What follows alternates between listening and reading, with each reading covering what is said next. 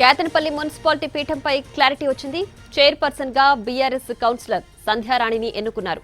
Vice chairperson గా పదవి సిపిఐకి చెందిన కౌన్సిలర్ సరితకు దక్కింది. కాంగ్రెస్ కౌన్సిలర్లు ఓటింగ్ కు దూరంగా ఉన్నారు. మంత్రి వివేక్, ఎంపీ వంశీ హాజరు కాలేదు. ఎట్టకేలకు కేతనపల్లి మున్సిపల్ పీఠం టీఆర్ఎస్ కు దక్కడంతో ఆ పార్టీలో సంబరాలు చేసుకున్నారు. పూర్తి డీటెయిల్స్ మా ప్రతినిధి సారంగపాణి లైవ్ లో అందించడానికి సిద్ధంగా ఉన్నారు. సారంగపాణి, ప్రియా, ఆదిలాబాద్ ఉమ్మడి జిల్లాలో ఉత్కంఠ రేపిన కేతనపల్లి మున్సిపల్ చైర్మన్ ఎన్నిక పూర్తయింది. ప్రశాంతంగా కొనసాగింది. ఇక్కడ 600 మంది పోలీసుల బందోబస్తు ఏర్పాటు చేశారు. ఎలాంటి గొడవలకు తావు లేకుండా ప్రశాంతంగా మున్సిపల్ చైర్మన్, వైస్ చైర్మన్ ఎన్నిక జరిగింది. దానికి సంబంధించి చైర్మన్, వైస్ చైర్మన్ గా అంటే బీఆర్ఎస్ పార్టీకి సంబంధించిన వాళ్ళు, బీఆర్ఎస్ అదేవిధంగా సిపిఐ సంబంధించిన వాళ్ళే పీఠాన్ని దక్కించుకున్నారు. బీఆర్ఎస్ సంబంధించిన సంధ్యారాణి చైర్పర్సన్ గా ప్రమాణం చేయగా, సిపిఐ సంబంధించిన కౌన్సిలర్ వైస్ చైర్మన్ గా ప్రమాణం చేశారు.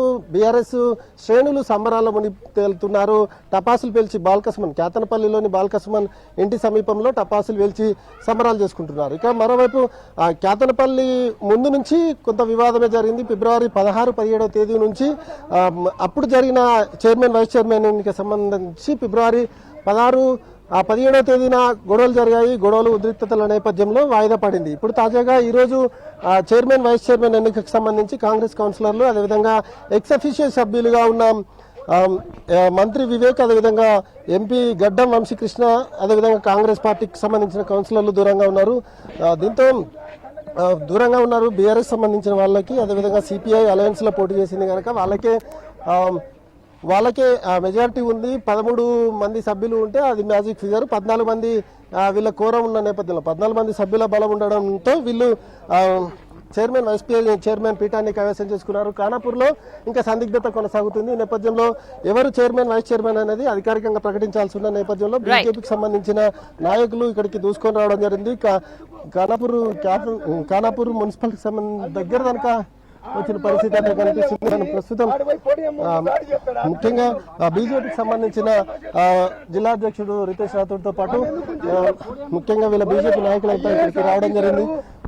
ఇక్కడ నిరసన తెలుపడం కోసం ఇక్కడికి వచ్చిన పరిస్థితి కనిపిస్తుంది. ఏంటి సార్, ఏమైంది? ఇప్పుడు ఎన్నికల ప్రక్రియ ముగిసింది.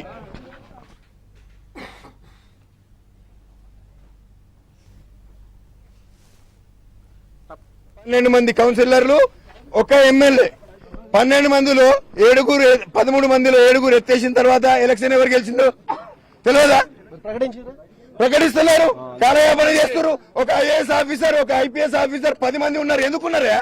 చదువు రాకపోతే మా ఊరు అని పంపిస్తా ఆయన లెక్క పెడతారు. ఎంతమంది లెక్క పెట్టిర్రో చూసుకోవచ్చు. బీజేపీకి సంబంధించిన వాళ్ళు చైర్మన్